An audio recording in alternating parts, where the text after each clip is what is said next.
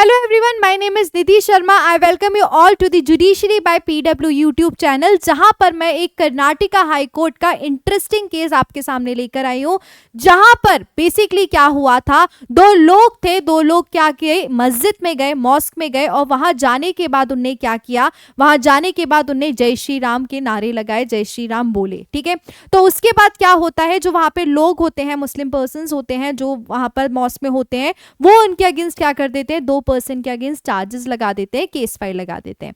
कौन से केसेस लगा देते हैं, कौन से चार्जेस लगा देते हैं, वो मैं आपको बता देती हूँ. तो चार्जेस में वो लगाते हैं कौन से, सबसे पहली चीज क्या, हाँ, सबसे पहली चीज वो लगा देते हैं क्रिमिनल ट्रेसपास.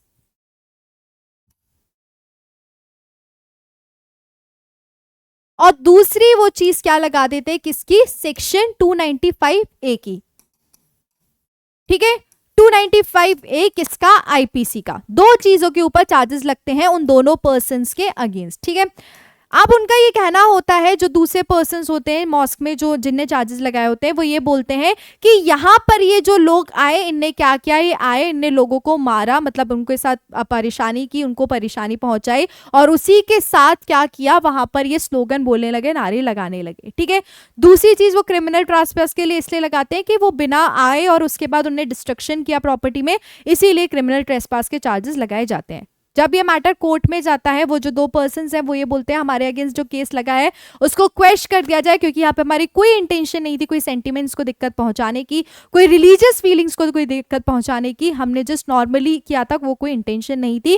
क्योंकि यहाँ पर अगर हम बात करें तो वहाँ हिंदू और मुस्लिम दोनों में क्या हारमोनी है, ऐसा कुछ भी वहाँ पे डिसहारमनी वाली चीज नहीं हुई थी, और ना ही हमारी कोई इंटेंशन जो थी वो खराब थी. ये चीज किसने बोली, दो पर्सन ने बोली, और इसी बेसिस पे क्या बोला कि उनके अगेंस्ट जो चार्जेस लगे हैं उसको क्या कर दिया जाए, क्वेश्चन कर दिया जाए, कैंसिल कर दिया जाए. ठीक है, फिर क्या होता है, जब ये हाई कोर्ट पर मैटर जाता है कर्नाटका हाई कोर्ट में, तो कर्नाटका हाई कोर्ट क्लियरली सबसे पहले बात बोलता है किसके ऊपर, क्रिमिनल ट्रेसपास के ऊपर.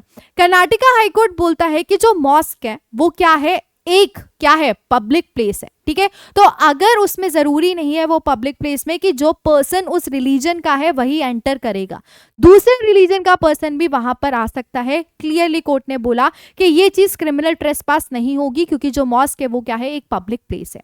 जब उन्हें बात की सेक्शन 295A की, तो सेक्शन 295A के लिए उन्हें ये बोला कि उसका मेन पार्ट होता है कि किसी की हर्ट की आपने क्या, रिलीजियस सेंटिमेंट्स और फीलिंग्स. यहां पर कोई भी सेंटिमेंट, फीलिंग्स या कोई भी रिलीजन किसी भी तरीके से हर्ट नहीं हुआ है, क्योंकि जस्ट बिकॉज एक स्लोगन बोला गया है दैट इज जय श्री राम, इसका मतलब ये नहीं है किसी का रिलीजन या किसी के बिलीफ को हर्ट कर दिया हो. ये चीज कर्नाटका हाईकोर्ट ने बोली, और उसी के साथ कर्नाटका हाईकोर्ट ने ये बोला कि किस तरीके से आप इंटरप्रेट कर रहे हो उनका स्लोगन, किस तरीके से आप केस को इंटरप्रेट कर रहे हो, वो पूरी तरीके से अलग है.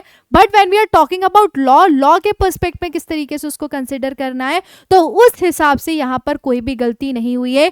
यहां पर उस हिसाब से जो स्लोगन बोले गए हैं वो किसी भी कनेक्शन में कोई भी रिलीजियस और सेंटिमेंट्स किसी के भी हर्ट नहीं कर रहे हैं, ना ही कोई रिलीजियस फीलिंग्स हर्ट कर रहे हैं. ये चीज कोर्ट ने बोली, और कर्नाटका हाईकोर्ट ने क्लियरली बोला कि यहाँ पे क्रिमिनल ट्रेसपास का भी सेक्शन नहीं लगेगा, क्योंकि mosque being a public place, anyone can enter into the place, चाहे वो एक रिलीजन का हो, मॉस्क जो फॉलो कर रहे हैं, जो पर्टिकुलरली उस रिलीजन को फॉलो कर रहे हैं उसका हो, या कोई दूसरे रिलीजन का हो, वो पर्सन कहीं भी एंटर कर सकते हैं.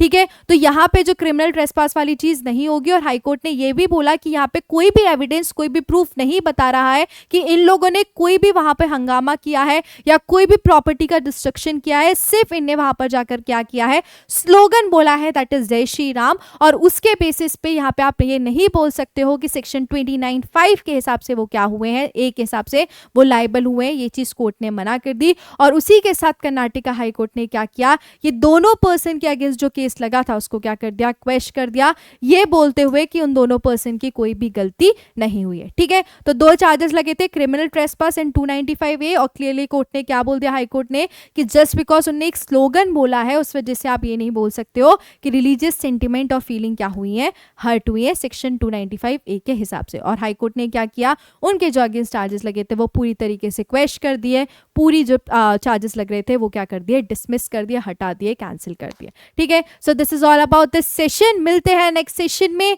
Bye bye, take care, thank you. मिलते हैं नेक्स्ट सेशन में.